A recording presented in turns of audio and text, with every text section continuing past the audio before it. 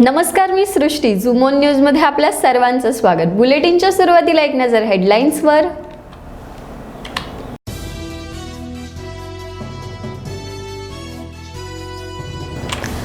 वाढीव दर मिळेपर्यंत ऊसतोड कामगारांचा संप सुरूच राहणार, भीमराव धोंडे यांचं वक्तव्य.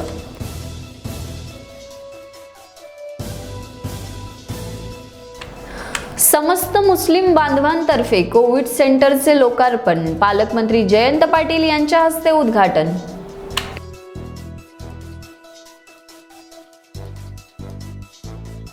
सिल्लोड तालुक्यातील अजिंठामधील निजामकालीन दरवाजाची दुरावस्था.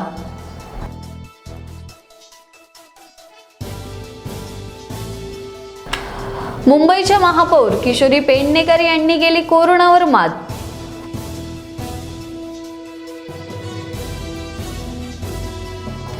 मराठा क्रांती मोर्चाचे आरक्षणासाठी खासदार उन्मेष पाटील यांच्या घरासमोर ढोल बजाव आंदोलन.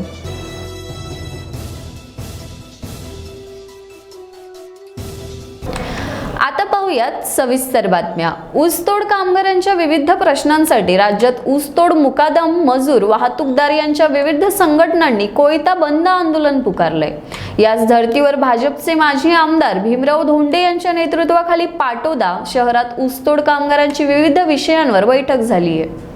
यावेळी भीमराव धोंडे म्हणाले आहेत की पाटोदा तालुक्यातील सर्व मुकादमांची बैठक आज घेतली आहे. 10 तारखेला एक लवादाची बैठक झाली आहे, मात्र त्यामध्ये काही तोडगा निघाला नाहीये. महाराष्ट्र ऊस तोडणी कामगार संघटनेच्या लवादावर पंकजा मुंडे आहेत. त्या सक्षमपणे काम करतात, त्यामुळे साखर संघांनी पंकजा मुंडेंसोबतच चर्चा करावी. तर जोपर्यंत वाढीव दर मिळत नाही तोपर्यंत हा संप सुरूच राहील. आता आम्ही या संपामध्ये उतरलो आहोत, कोणीही संप फोडण्याचा प्रयत्न करू नये, असं देखील माजी आमदार भीमराव धोंडे म्हणाले. मेळावा नव्हता, ही बैठक होती मुकादमांची आणि मोठ्या प्रमाणामध्ये मुकादम मंडळी, तोडणी कामगार, वाहतूकदार सहभागी झालेले आहे. आणि लवादाची एक बैठक 10 सप्टेंबरला पुण्याला झाली, परंतु त्याच्यामध्ये काही आणखी मार्ग निघाला नाही. महाराष्ट्र राज्य ऊस तोडणी कामगार संघटनेच्या लवादावर पंकजाताई मुंडे आहेत, तर सक्षमपणे काम करतात, त्यांना सर्व माहिती आहे आणि त्यांच्याबरोबरच साखर संघाने चर्चा करावी आणि हा प्रश्न सोडवा. जोपर्यंत हा प्रश्न सुटत नाही, जोपर्यंत योग्य अशी वाढीव दर मिळत नाहीत, तोपर्यंत हा संप चालूच राहील आणि आम्ही त्याच्यामध्ये सक्षमपणे उतरलेलो आहोत. कुणी हा संप फोडण्याचा प्रयत्न करू नये. समस्त मुस्लिम समाजाकडून हकीम लुकमान कोविड सेंटरचं लोकार्पण करण्यात आलंय. सांगलीचे पालकमंत्री जयंत पाटील यांच्या हस्ते कोविड सेंटरचं उद्घाटन करण्यात आलंय. एकूण 100 बेडचे अद्ययावत कोविड सेंटर सुरू करण्यात आलंय. यात 5 व्हेंटिलेटर्सचे bed, 45 oxygen beds, 50 suspected beds, x ray machine असलेले हे अद्ययावत कोविड सेंटर आहे. सांगलीचे पालकमंत्री जयंत पाटील यांच्या हस्ते उद्घाटन करण्यात आलंय. आसिफ बाबा आणि समस्त मुस्लिम बांधवांनी लोकवर्गणीतून या कोविड सेंटरची उभारणी केली आहे. कमी करता येईल असं वाटतं किंवा उपचार सगळ्यांना मिळतील असं वाटतं? जागच्या जागी 2 तास 1.5 तासावर सांगली तालुक्यात आहे, तिथं जागच्या जागी उपचार मिळायला लागल्यामुळं बरीचशी आता थोडीशी परिस्थिती जी तणावग्रस्त होती त्यातला तणाव थोडा कमी झाला आहे. बऱ्यापैकी उपलब्ध बेड आहेत. आजही बरेचसे हॉस्पिटल असे आहेत की जिथं सांगलीतले बेड्स रिकामे आहेत अशी माझी माहिती आहे. 3-4 प्रमुख ह्याच्या 10-15 बेड्स रिकामे आहेत. ही परिस्थिती 8 दिवसापूर्वी नव्हती. त्यामुळे लवकर निदान होऊन घरीच होम क्वारंटाईन हा जो कार्यक्रम आम्ही सुरू केला आहे त्याला आता हळूहळू यश येताना दिसतंय. जिल्ह्यात एक मिनिट, जिल्ह्यात अनेक डॉक्टरांनी खरोखरच चांगलं काम केले, पण आपण आता भाषणात उल्लेख केला की काही डॉक्टरांनी औषधांचे ऑडिट पैसे जास्त घेतलेले आहेत. 10,000चं इंजेक्शन असेल तर त्याचे 20,000 घेतले. तर आपण नियती त्याचा हिशोब डॉक्टरांच्या बाबतीत नाही, मी डॉक्टरांच्याबद्दल असं कोणतेही विधान केलं नाही. औषध विक्रेते जे आहेत ते अशा पद्धतीचा जर कोणी कुठं काळाबाजार करत असतील तर नियती त्यांचा हिशोब करेल असं मी म्हटलेलं आहे. कोणत्याही डॉक्टरबद्दल मी कोणतेही उद्गार काढलेले नाहीत. सिल्लोड तालुक्यातील अजिंठा गावाला मोठा ऐतिहासिक वारसा लाभला असून या गावात निजामकालीन सरदारांनी गावाचे संरक्षण होण्यासाठी संपूर्ण गावाला मोठी तटबंदी उभारली होती। त्याचबरोबर या ठिकाणी गावांसाठी 6 प्रमुख निजामकालीन भव्य असे दरवाजे उभारलेत। त्या काळी या भव्य दरवाजांमुळे गावाचे शत्रूंपासून संरक्षण करण्यात येत होते। मात्र आज मितीला या पुरातन दरवाजांची अत्यंत दुरावस्था झाली असून या दरवाजांवर विविध झाडांनी आपले बस्तान मांडले असून या झाडांच्या मुळ्या खोलवर गेल्याने हे दरवाजे केव्हाही कोसळू शकतात। काही दरवाजांची दगड ढिली झाली असून त्यांची पडझड होण्याची शक्यता निर्माण झाली आहे। या ऐतिहासिक वास्तूंचं जतन करणं गरजेचं झालंय। या संदर्भात अजिंठा येथील ऐतिहासिक अभ्यासक विजय पगारे यांनी प्रतिक्रिया दिली आहे। मुंबईच्या महापौर किशोरी पेडणेकर यांनी यशस्वीरित्या कोरोनावर मात केली आहे। कोरोना चाचणीचा रिपोर्ट निगेटिव्ह आल्याने त्यांना पालिकेच्या 7 हिल्स रुग्णालयातून डिस्चार्ज देण्यात आलाय। कोरोनावर मात करून महापौर निवासस्थानी पोहोचल्यावर केक कापून त्यांचं स्वागत करण्यात आलंय।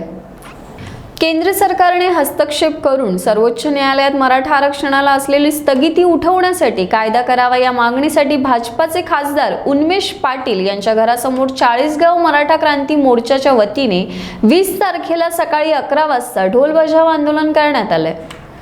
मराठा समाजाला आरक्षण मिळावं या मागणीसाठी राज्यात 58 मूक मोर्चे शांततेत काढण्यात आले। आरक्षणासाठी 41 मराठा बांधवांनी आत्मबलिदान दिलं। मोठ्या संघर्षानंतर आरक्षण मिळाले।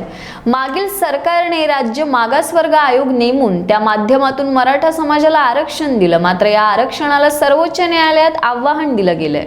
मागील 2 वर्षांपासून मराठा आरक्षणाविषयी कोर्टामध्ये चालू आहे। सर्वोच्च न्यायालयाने इतर राज्यातील आरक्षणाला स्थगिती न देता मराठा आरक्षणाला स्थगिती देण्यात आली आहे। या पार्श्वभूमीवर आलेल्या निकालानुसार 5 सदस्यीय घटनापीठाकडे मराठा आरक्षण हा विषय देऊन नोकरी विषयक आणि इतर आरक्षणाला स्थगिती दिली गेल्याने मराठा समाजात प्रचंड नाराजी आहे।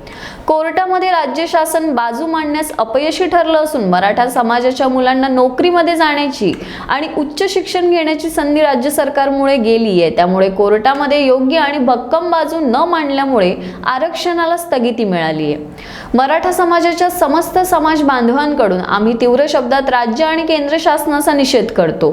त्यासोबतच केंद्र शासनाने EWS म्हणून 10% आरक्षण दिलंय।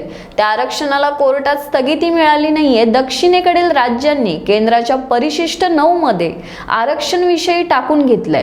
त्यामुळे त्यांच्या आरक्षणाला स्थगिती मिळालेली नाहीये म्हणून केंद्र सरकारने हस्तक्षेप करून सर्वोच्च न्यायालयातील मराठा आरक्षणाला असलेली स्थगिती उठवण्यासाठी कायदा करावा।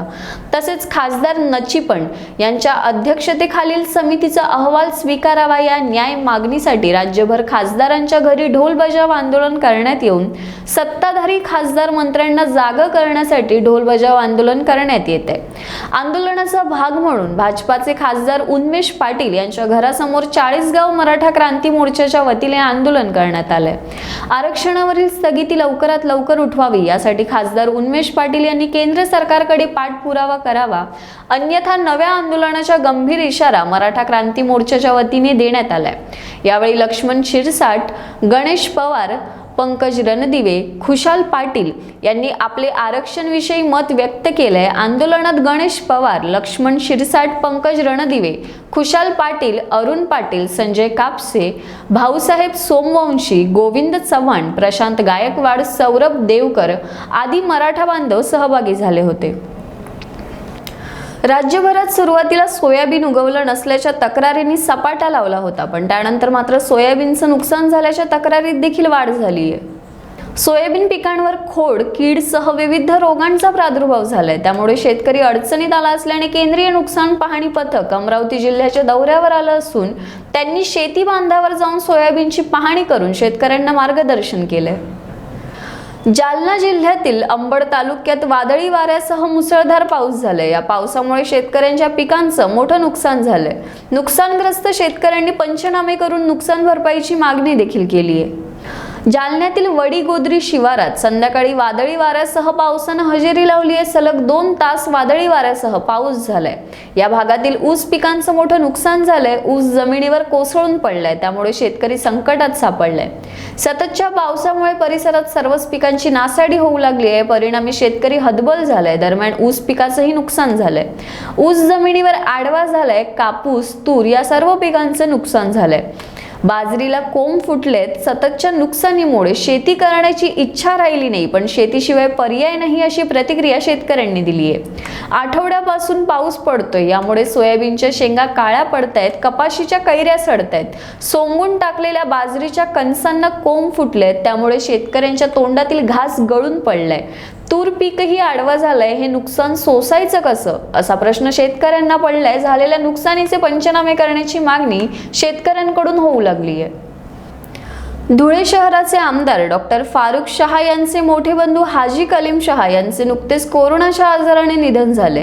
त्यामुळे धुळे येथील जिल्हा AIMIM पक्षाची कार्यकारिणी तसेच जिल्हाध्यक्षपद रिक्त होतं. कार्यकर्त्यांच्या मागणीला प्रतिसाद देत आमदार डॉक्टर फारुख शहा यांच्या मार्गदर्शनाखाली पक्षाची कार्यकारिणी घोषित करण्यात आली आहे.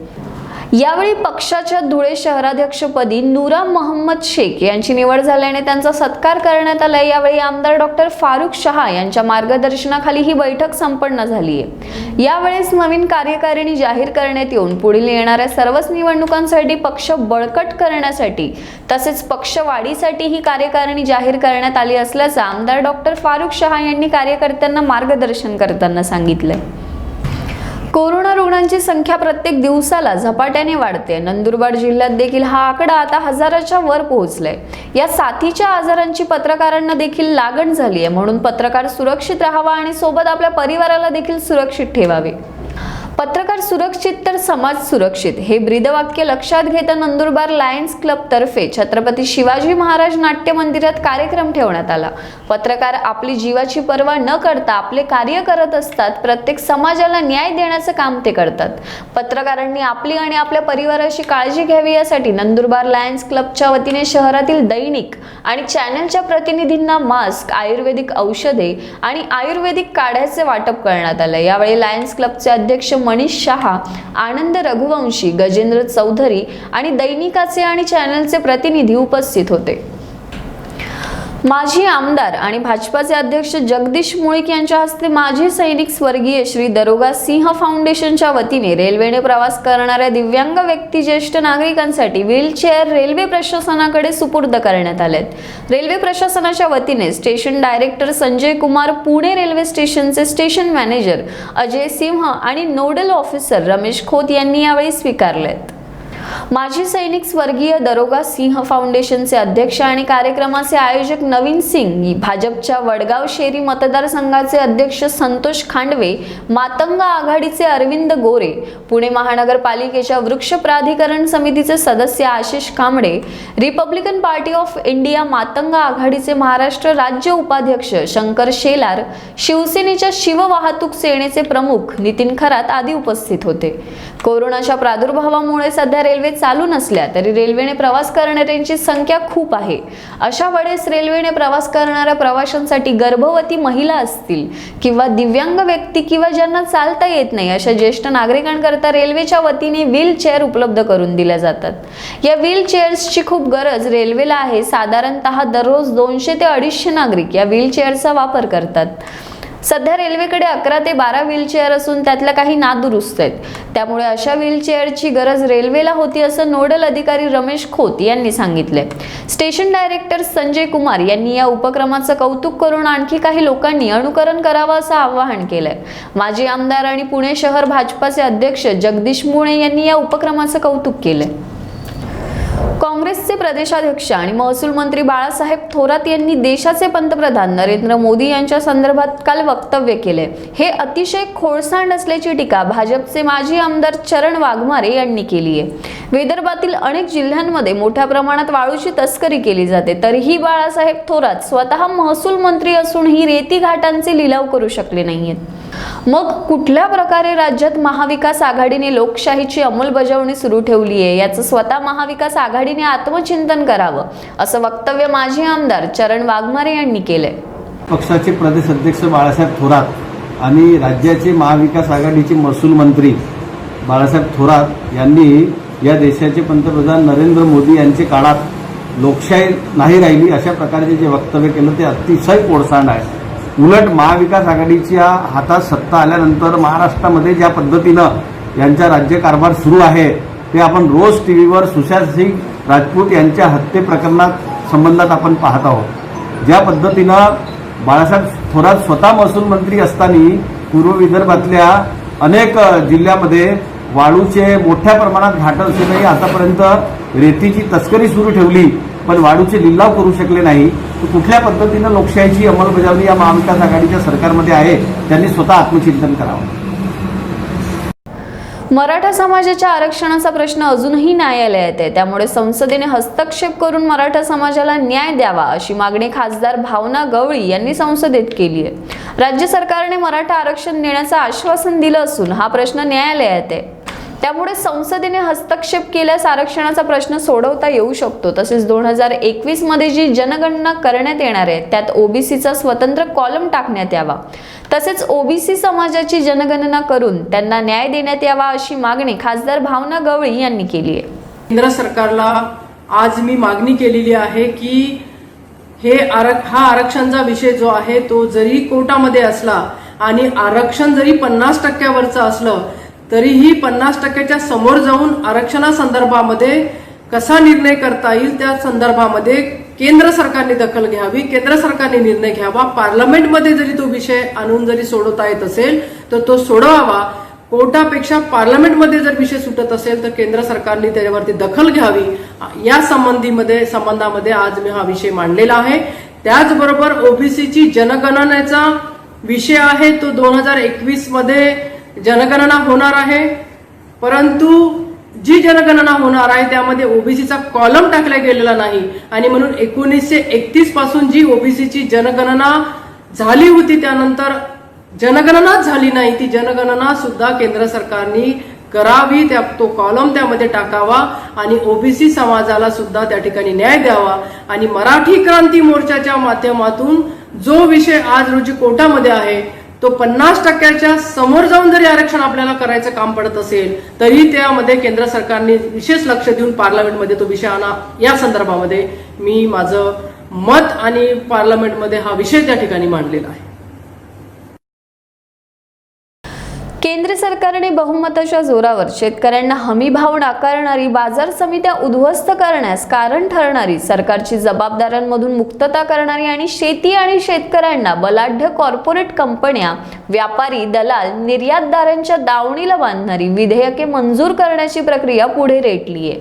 केंद्र सरकारची ही कृती अत्यंत शेतकरी विरोधी आहे, शेती, माती आणि शेतकऱ्यांशी द्रोह करणारी आहे.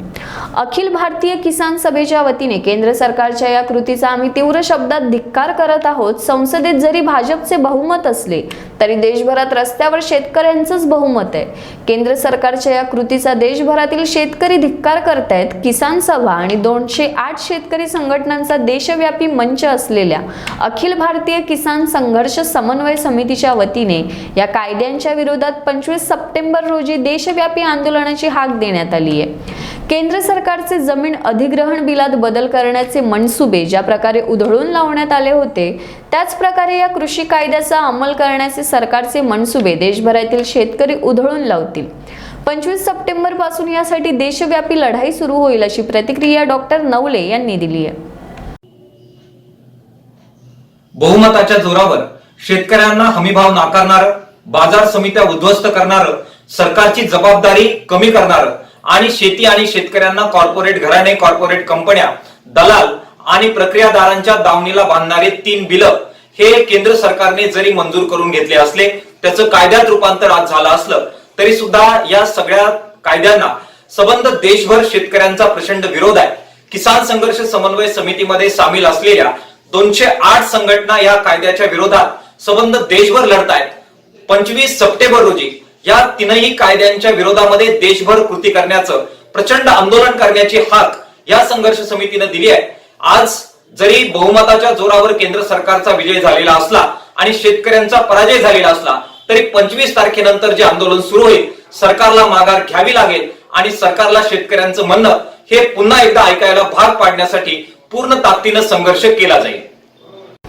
राज्यमंत्री बच्चू कडू यांचा कोरोना चाचणीचा अहवाल निगेटिव्ह यावा यासाठी अश्रू नयनांनी देवाला प्रार्थना करणाऱ्या लहान मुलाचा व्हिडिओ चांगलाच व्हायरल झालाय. या मुलाबद्दल राज्यमंत्री बच्चू कडूंनी ट्विटरद्वारे त्या चिमुकल्याचे आणि काळजी करणाऱ्या सर्वांचे खूप खूप आभार मानले.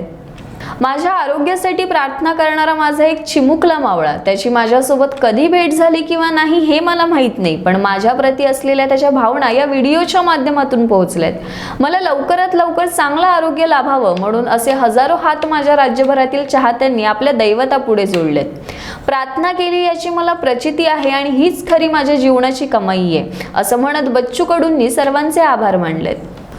भुसावळ शहरातील यावल रोडचे मजबूतीकरण आणि डांबरीकरण याचं काम गेल्या फेब्रुवारी महिन्यामध्ये करण्यात आलं. हे काम निकृष्ट दर्जाचं होत असल्याच्या तक्रारी अनेक वेळा सार्वजनिक बांधकाम विभागाकडे करण्यात आल्या होत्या, परंतु याकडे दुर्लक्ष केल्यामुळे या रस्त्याचे डांबरीकरणाचं काम निकृष्ट दर्जाचं झाल्याने या रस्त्यावर मोठमोठे खड्डे पडलेत. यासाठी भुसावळ राष्ट्रवादी काँग्रेस यांच्या वतीने रस्त्यावर भावपूर्ण श्रद्धांजलीचे फलक लावून आंदोलन करण्यात आले. यावेळी कृषी उत्पन्न बाजार समितीचे सभापती सचिन चौधरी, उल्हास पगारे, राष्ट्रवादीचे कार्यकर्ते उपस्थित होते. बुलेटिनच्या शेवटी पुन्हा एकदा एक नजर हेडलाईन्सवर.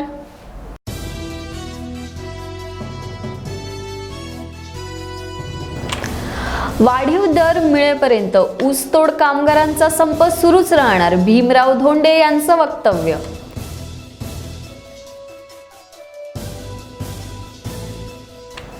समस्त मुस्लिम बांधवांतर्फे कोविड सेंटरचे लोकार्पण, पालकमंत्री जयंत पाटील यांच्या हस्ते उद्घाटन.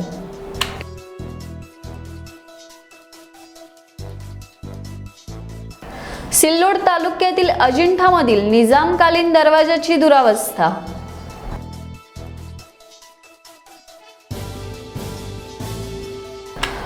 मुंबईच्या महापौर किशोरी पेडणेकर यांनी केली कोरोनावर मात.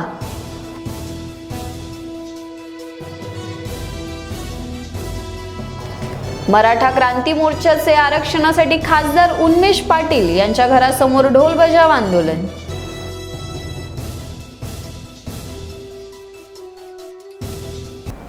या होत्या दिवसभराच्या सविस्तर बातम्या. पुन्हा भेटूया पुढील बातमीपत्रात. तोपर्यंत पाहत रहा झूम ऑन न्यूज.